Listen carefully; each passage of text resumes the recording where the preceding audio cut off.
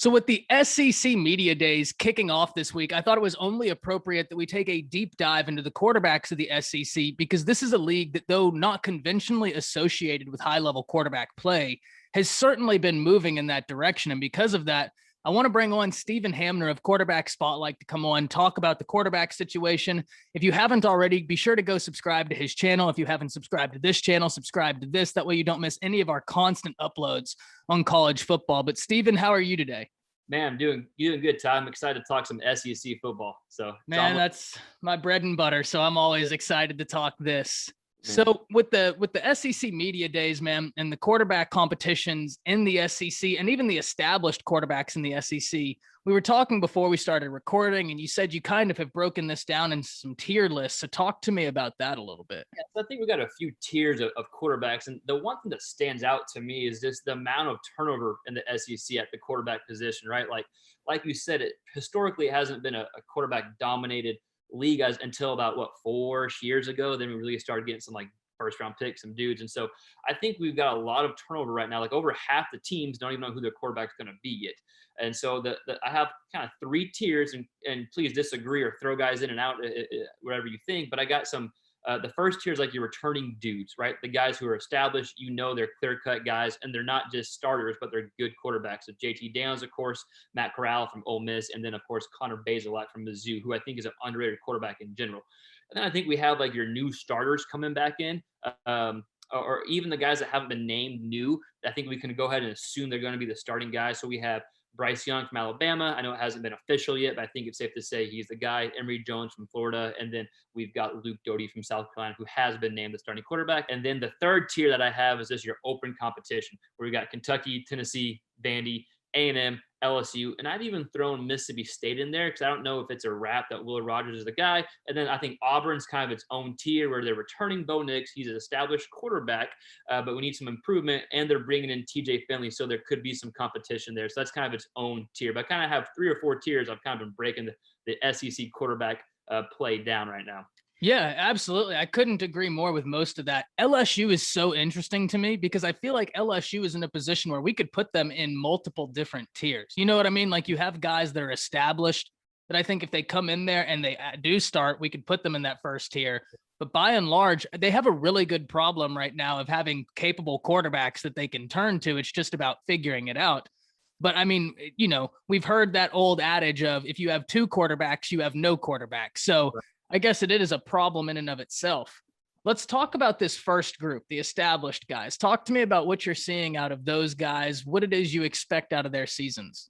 Yeah, so I think we got 2 NFL caliber guys with JT Daniels and Matt Corral. I think Daniels, we only saw him, 4 games last year. And so I think the question is, will they continue to open up the offense for him? And that's always been the question for Georgia, is the offense. Are they going to push it downfield? And you would think that they will because of what you saw last year. So can they open up the offense for him? They got Gilbert from LSU, who's only going to help. And what I'm hearing is that he's going to be more of a kind of a wide receiver slot guy than an actual tight end. So, and he killed it over the middle of the field.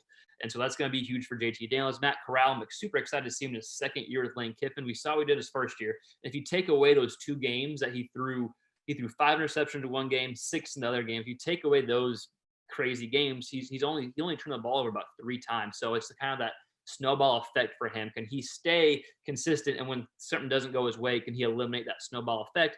And the last kind of returning dude I'll talk about is Bazelak. I think he's an underrated guy. First year started in the SEC, did some really good things. So I think Mizzou can build around him and use him as like a selling point to bring in some more recruits. Hey, we got a quarterback for the next few years. He's going to be able to get you the ball. We got a new offensive guy who came in, I think last year was his first year or the year before for Eli Drinkowitz.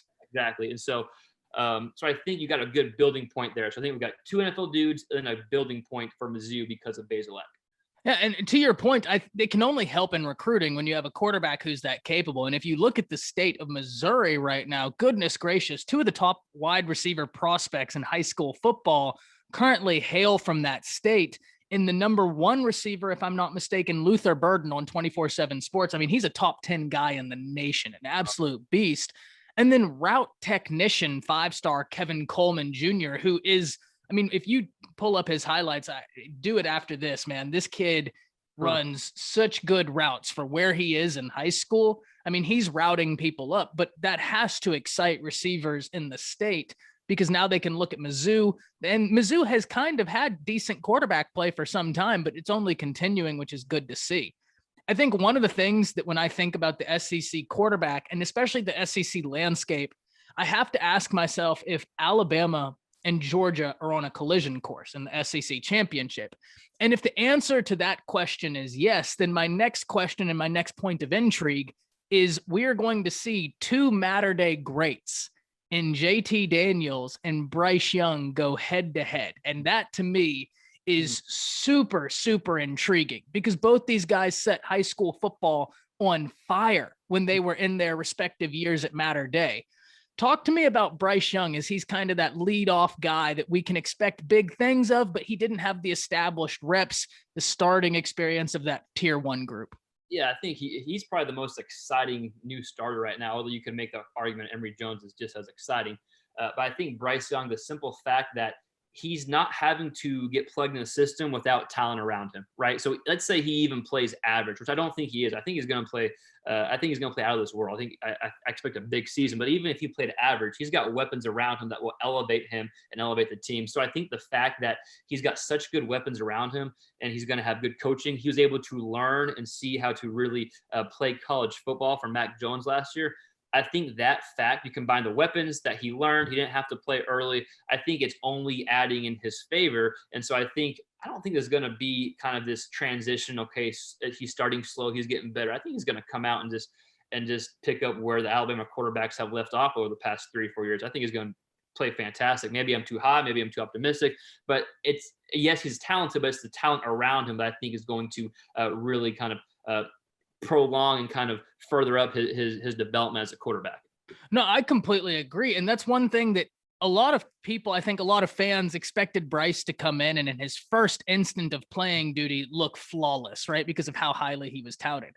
But I don't think a lot of people understand how hard it is to make the transition on a year where everything goes right from high school to college, let alone to make that transition in a year where you don't get your spring workout, you don't get your summer workouts, and your fall camp is completely rearranged in how you have to do this because of the pandemic. And even then, when I look at Bryce last year and the times he played, I mean, he was making some advanced throws and reads relative to his experience, which really excites me.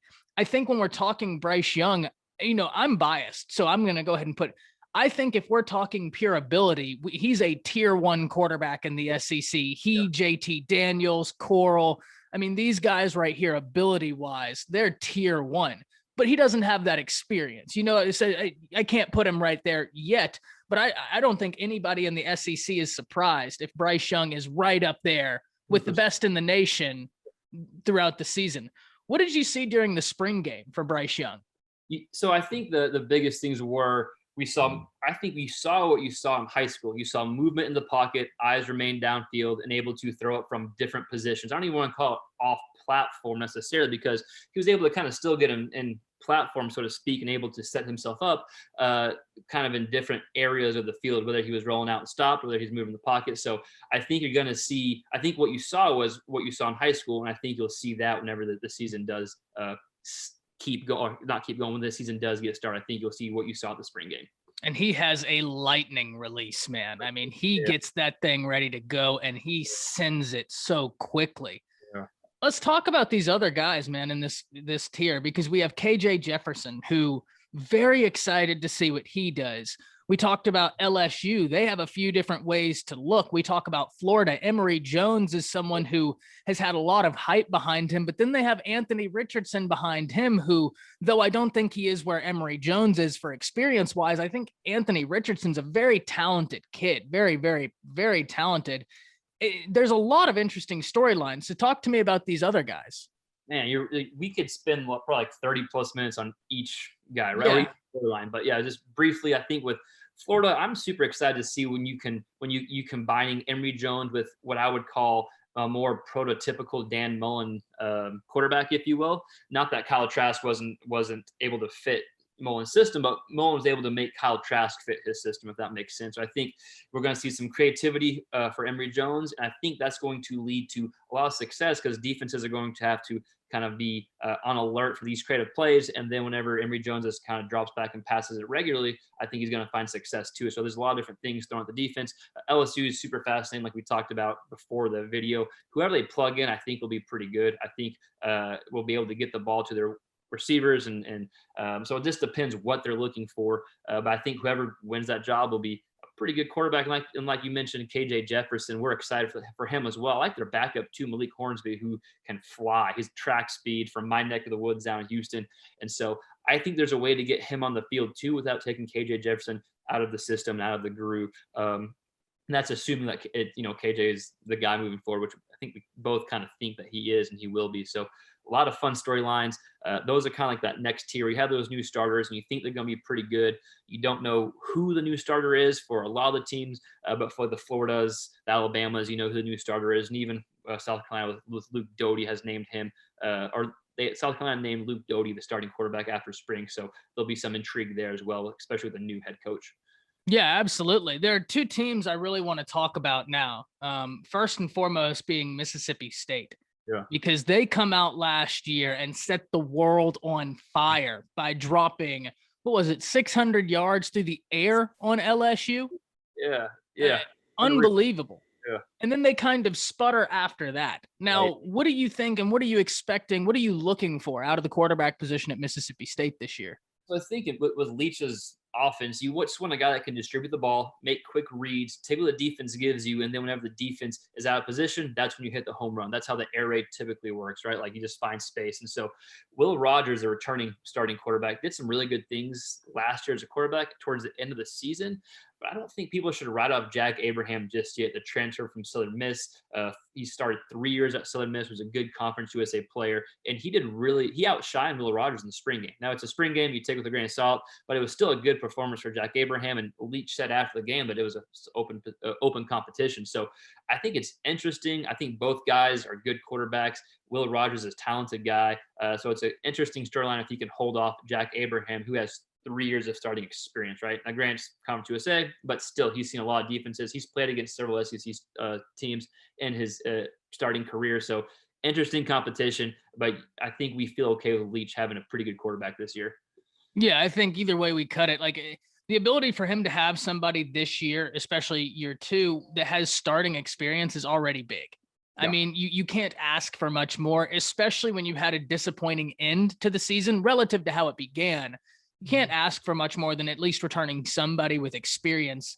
Right. Now, the one school that I think we're both really, really interested in seeing how this goes down is Auburn, because I think we both take the same approach that Bo Nix is the guy right now. I think that's what it is.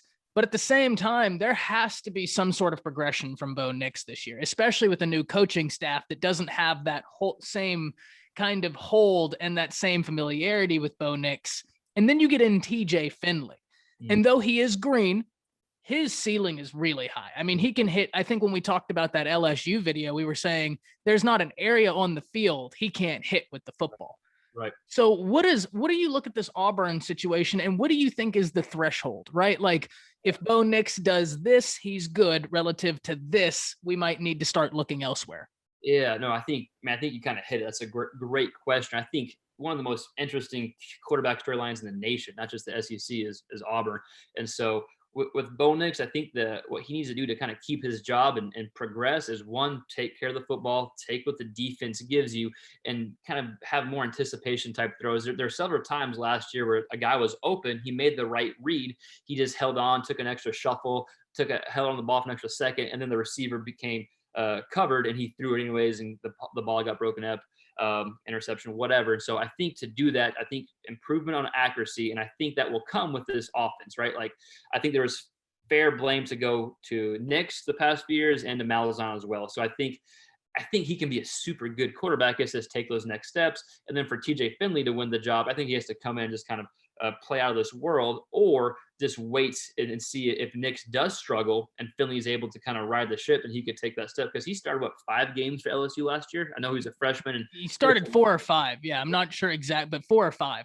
There's some rough games, but at the same point, he led LSU to beat Arkansas, to beat South Carolina, while they weren't huge SEC foes, still a true freshman. So, and he's got an uber talented arm, and so if he can develop, he's a guy that could come in and take that job.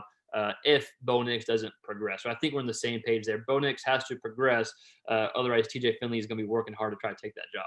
Yeah, and he has the talent to do so. How familiar are you with Harson's system? Because I'm not near as familiar as I should be with it.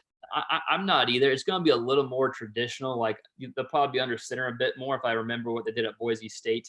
And you'll probably see not as much kind of pre-snap motion that you had with Malzahn. I think you'll have a little more kind of specified routes and reads, as opposed to a lot of kind of confusion going on before the play. Again, I'm not super familiar, but I think you'll see more under center type stuff and kind of more keep the quarterback in the pocket than try to roll him out so much. Gotcha. I mean, yeah, I it's something that I need to look back on, because that's going to be a big determining factor for this battle is what is Harsin going to try and do? And the fact that they have offensive corner Mike Bobo in now too. And so good point. Some success in the SEC, Colorado State. And so you'll definitely see some more kind of traditional passing, if you will, but I think he's a smart offensive guy. So I think for anyone interested to go back and watch some of Mike Bobo's coach teams, that's what we'll probably see at Auburn. Yeah. I mean, so I guess my next question is, are you surprised when we look at the SEC right now, right? And we're going through this list. I think it's one thing to think about the SEC and the quarterback competitions at a face value. And you're like, oh, well, there's some very talented signal callers in the SEC. But when you really go through and start naming these names and even the backups, it's a little head spinning how much quarterback talent is in the SEC right now. No, you're right. And I think there's a few ways to look at it. It's like, wow, a lot of progressions have happened. It's not just the top Alabama or, it's everyone, that we didn't even talk about Tennessee, and they're in a whole crazy quarterback competition right now, but they've got several talented guys too. So it's like every guy has guys, or every team has guys on the roster. I think what stands out to me is I think it's a good thing there's so much turnover, because a lot of the previous starters have been drafted, right? Like Kellen Mond, Mac Jones, Joe Burrow, Tua before, so you have a lot of guys the past 3 or 4 years that have been high draft picks. So I think that's why there's so much turnover, because you had multi-year starting quarterbacks in the SEC. So I think it's a good problem to have for the conference. I think we'll see some really good play, even though they're going to be new guys, the majority of them. Yeah, and you know what? You did a great thing, because there was one team I really wanted to talk about that I was about to let slip my mind, and that's A&M. I think when we've talked about A&M before, I don't know how you view it. I think Haynes King is probably the guy who's going to win that one. But it's still going to be a battle to be had. What are you thinking about the A&M quarterback competition? I think from what I've heard from like A&M people, that seems to be the thought process, that Haynes King is the guy. But at the same time, Zach Calzada can spin it too, right? He was the backup 2 years ago, but King was the backup last year, I believe. So, and no one really pulled apart in the spring game. So I think King's probably a little better athlete. You can utilize his athleticism a bit more. Calzada probably has a little more spin on the ball and can probably push it downfield a bit more. But I think, with Jimbo's offense, whoever can pick up that offense mentally and pick up that offense a bit better, because he throws a lot at their quarterback, I think will end up being the guy. But like you said, there's talent around them, and if they get some good quarterback play, who knows how deep they can make a run in. So you're definitely right there. Yeah, both guys very talented. And the reason I think I lean more King is because when we're talking A&M last year, I mean, you can't talk about A&M without talking about how successful they were. Really, really great season last year. But then I have to ask myself the whys, right? Well, you had veteran quarterback, you had a very talented roster, an incredibly talented defense. But then one of the things that I think is really big is you look at that offensive line A&M had last year, and they don't have that this year. Right. Granted, they have very talented guys waiting to be the next unit on that offensive front. But part of the reason A&M was so successful last year is they had not only a very talented offensive line, I think most of the guys on that offensive line were junior or seniors, so very experienced. They'd played together a long time, and you coupled that with an experienced quarterback. So it was the perfect recipe. This year, you don't have that experienced quarterback to be able to mitigate anything that the offensive line may have a mistake on. And the flip side is you don't have an experienced quarterback You get what I mean? You don't have you don't have an experienced offensive line to help your inexperienced quarterback. I got a little tongue tied there, but we'll get it out. The reason I think Haynes King is the guy is because of that mobility. He offers that safety card, and he is another one of those dudes that will use his mobility to spring passing lanes. I think that could be big for A&M this year, having that. I don't know that they'll need it. I think that they have very talented guys on this offensive line. I think the offensive line should be very talented. But that discipline was huge. And having that little safety card, I mean, that seems to be all the rage in high school football right now, is that escapability. What do you think? No, I think you're right. I think it adds another element. And so if he's a competent passer too, which he is, then that just adds more that defense has to defend. And I think, but with both guys, the fact that they've been in the Jimbo system for Calzada coming his third year and then Kane's his second year, they've been able to see Kellen Mond operate and kind of process the system Jimbo throws at him. So I think at least both of them, even though they don't have experience playing or not much of it, they have experience watching it being operated and kind of looking to see and learning what Jimbo wants out of their quarterback. So I think you're right. I think I'll go down to like the very end of fall camp, and but I do probably lean towards King. I think I agree with you on that. Now, I think the last thing I want to end this on, we kind of hinted at this earlier. If you were to pick a quarterback that you thought would lead their team to the SEC championship out of both the East and the West, what quarterbacks are you looking towards? Yeah, I think this will be easy with, Bryce Young for Bama and JT Daniels for Georgia. And yes, they're studs and potentially the number one, number two guy in the SEC, but their roster is just so talented around them. Honestly, I think the only argument you could make is Emory Jones in Florida, right? If they could knock off Georgia, but I don't know. And Florida has a tough go at it because when you look at Florida, they play Bama, I think, week 3. So they have that SEC game. That's going to be a very tough cross conference, but likewise for Bama. It's going to be a tough game for Bama week 3.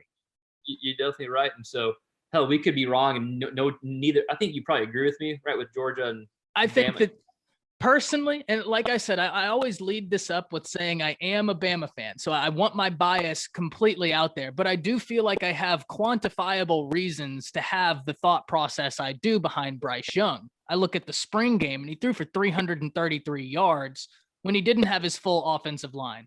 2, I think receivers that look to be very big pieces this year weren't playing. So there was a lot going on. And still, he threw for 300 plus yards, and he had that touchdown to Cameron Latou.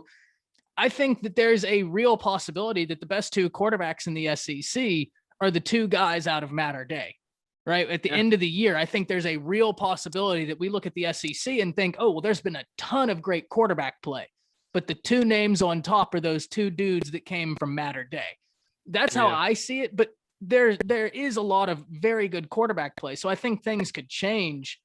But you just look at the talent JT has, you look at the talent Bryce has, and that's already unbelievable. But then you look at the talent around them. Yeah. And it's the total package.